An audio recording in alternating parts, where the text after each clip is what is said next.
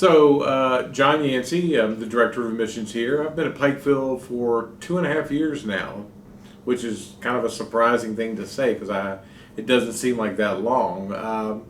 Spent more than 20 years before that at the University of North Florida in Jacksonville, and grew up relatively in this area. I was born in southwestern West Virginia, so I know the area, and this is what I call home now. So I'm excited to be here. So, Director of Admissions, obviously had big roles, big hands at university, like you said, North Florida there. As a kid, I suspect you probably didn't want to be a director of a college admissions. So, as a kid, what did you want to do? Well, I think, when I grew up, we all wanted to be athletes. I mean, I played virtually every sport. In high school, junior high school, I played baseball, basketball, football, golf, and tennis. Grew up playing, my love was baseball. I was never very good at any of them. But, I enjoyed playing, and so I thought I was going to be an athlete until I realized, and met real athletes and realized that I fell well short of that bar. So, it's like a lot of people want to be business majors until they take financial and managerial accounting, and then they realize they're really communication majors. So, when you think about dream jobs, Sure. Do you have a dream job? This is probably pretty close, actually. You said it yourself, and I say it all the time when I'm talking to the young recruiters and so forth.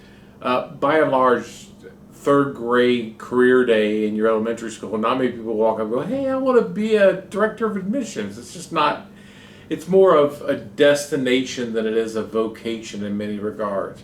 But I've watched this now for 25, 26 years, and people come into the profession with the idea that it's just going to be a limited stay. It's a stop along the way. I'm going to stay and work here, get my first professional job until I get my MBA, or until I go into pharmaceutical sales, or until I do X, Y, and Z. And then they tend to fall into two camps. They either fall into people who follow that path, they're there for 2 years, and then they go on to their next, their life's calling, if you will. Or they're there and they realize that they have an aptitude and an ability that they didn't expect. And that's kind of what happened to me. I didn't expect that I would be in admissions for, pretty much my entire adult life. I thought it was a stop along the way. I thought it was a great opportunity to get back into higher education. I worked some residence life right after I got out of school, and so I thought I was going to kind of go back in that avenue. But I found that I enjoyed it. I understood it. It was hard work, but it was fulfilling work because it kept you young. It allowed you, as you aged, to be with ever younger people who were coming into their life inside the college setting, and so. It was something that I just fell in love with. Now, the other answer to that question is if I had all the money, I didn't have to work, and I was looking for something, I'd probably own a restaurant. I worked in the restaurant business for years when I was younger. It's how you made money in Daytona Beach, where I kind of grew up. And so I'd probably go back into that world and own a restaurant and do my best to put Biggins out of business. So did anything in your life happen that spurred you kind of on this path that you're on now? As I look back, I had really strong people that I worked with throughout my time, especially in higher education. And kind of ironically, I guess, they were all really strong women. And I go back to my time at the University of North Florida because that's really where I kind of found my calling, if you will, in admissions. And my boss was a lady named Debbie Kay. She's still a real good friend of mine, certainly my mentor. And I watched her do it, and I watched her work, and I watched, kind of made myself in her shadow, if you will, and realized that was, the kind of a life that I wanted. It's a lot of pressure at times to sit in this chair because, if you don't do things right or you don't do things at all, then very bad things can happen on the back end of the process. Students don't show up, people lose their jobs, and that's not ever where you want to be.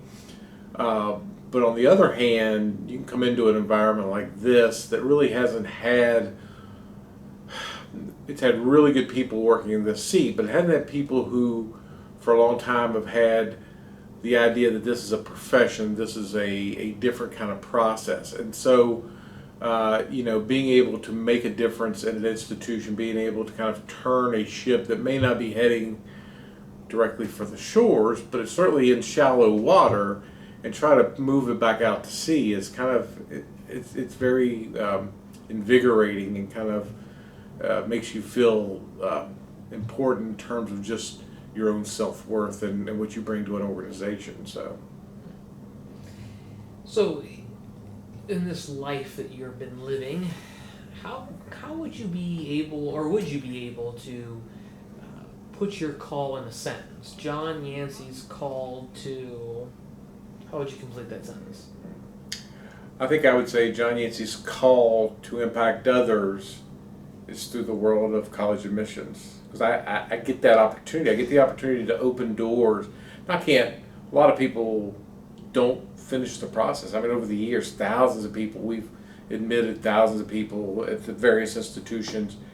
And a lot of them never finished their education, never made it out, but a lot of them did. And a lot of them, because of the way the institution was formatted, and certainly the size of UPike makes a difference, you saw them not only as they entered as freshmen or transfer students, but you saw them at the back end of the process when they graduated. And so you made a difference in helping someone else find what they wanted to do and what they wanted to be as they kind of started their life's journey. So that's kind of neat as far as I was concerned. That's kind of what I would say. Now you mentioned an important boss or mentor, Mm-hmm. but has there been anybody else who's been a really critical influencer in your life? Well, I think our parents are always pretty critical influences. For me, especially my dad. Mom and dad split up when I was very young, and so I watched my dad, kind of that male bond that you have with your father, and he worked in an industrial factory. He worked for Hercules Incorporated, and he would leave the house well before I was up most mornings and come back late in the day, and he it was the sweat of the brow. He wasn't farming in a field, but it was kind of the mechanical equivalent of that, and it kind of gave you an idea of work ethic, because as a young kid, he came home after putting in 8, 10, 12 hours. I was like, hey, let's go fishing, let's go play baseball, and he did all those things. And then as you grew up and you kind of fall into that same path, and your kids are like, hey, let's go, and you're like, how did Dad do it? How did he manage that? And so it gives you a real good perspective of really what's important in life, and you make time for those things so that you don't miss them. So if someone was watching this and they said, I want to be a director of admissions, right? This is kind of where I want to be. How did you how did you align yourself for this call? When I started UNF, what I realized pretty readily was that most of the people in the world that I was in there were really young, 10, 12 years younger than I was. And I knew enough and had enough of a work ethic that I knew that what I needed to do was to prove myself and put distance as far as I could beyond them, and not in a negative or competitive way, but just so I watched my boss, and I made a point that I was going to be there every morning before she got there, and I was going to be the leave after she left, and that's what I did. And I went in and I worked hard. I proved myself. I moved up the ranks. I started out as an admissions officer at the University of North Florida, making $17,900 and getting yelled at the front counter. I think that's pretty much why they hired me, was to see how many people would yell at a man my size at the front counter. But in 3 years, I was the interim director of admissions, and that was kind of unheard of in those days. And it was probably because of the transitory nature of admissions. I mean, people don't live in admissions world for very long, typically. And the other part of it was that I purposely set myself out for that, to say, hey, if I'm going to be successful here, I like what I'm doing, I know what I'm doing, I understand it, but I have to put the time and energy in. There's this rubric, if you will, out there that to be an expert at anything, you have to spend 10,000 hours practicing it. Guitar, basketball, pick it. I'm not so sure it's not true of your vocation as well. I mean, if you're not willing to put in the time, then how can you be good at what you're trying to do? And obviously, you had obstacles and difficulties along the road. Sure. Right? How did you navigate those to stay on this call? You know, I think I always approached it understanding that I didn't have all the answers. And I think one of the things that you see, and I've seen it everywhere that you go, is that there are people who make mistakes and aren't willing to own those mistakes. Oh, that was one of my recruiters made that mistake. Well, this is my office. This is what I do. And so even if they make a mistake, it's my mistake. I own it. I have to own it. And if we have a success and something goes right, it's not me, it's us. And I think that's the mentality that you have to take with you. I make a lot of mistakes. And if you don't, I think you're lying to yourself and others around you. And so the question is, how do you own those mistakes? How do you learn from those mistakes? And how do you get better? And that's all you can try to do. And I think that's how you overcome the obstacles that are thrown your way, is to be honest with yourself and others that work with you and to try to get better each and every day. So obviously, for all these years, you've really been responsible for bringing so many young people, or people in general, Yeah. to college. I mean, just thousands of people, and a lot of people come in and they don't really have a clue, you know. Yeah. So if one of those persons would come in today and say, "Mr. Yancey, like I have no idea what's going on," what advice would you have for them? Yeah, it's a great question. And I think the answer that I've always looked at, especially working at a liberal arts institution, is just explore. I mean, take a look at all the majors, kind of go through the general education curriculum. Your calling will typically find you. I mean, I guess there's some people that find it, and I'm going to be X, and they are X from the day they're, this tall. But by and large, I didn't know. I was an English major. I was going to go be a teacher when I started out.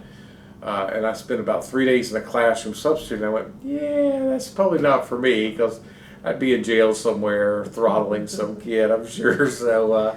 So you kind of learn as you go through those experiences. And I think a liberal arts education gives you so much exposure to so many things. You sit in that religion class, you sit in that sociology class, you sit in that psychology class, the English, the math class. And sooner or later, you hit upon something that kind of moves you, that you have an aptitude for. Maybe it's not your calling per se, but maybe it's just kind of a destination, and you find a point on the compass that you can follow to that point. And you go through and you get your degree in X, Y, or Z.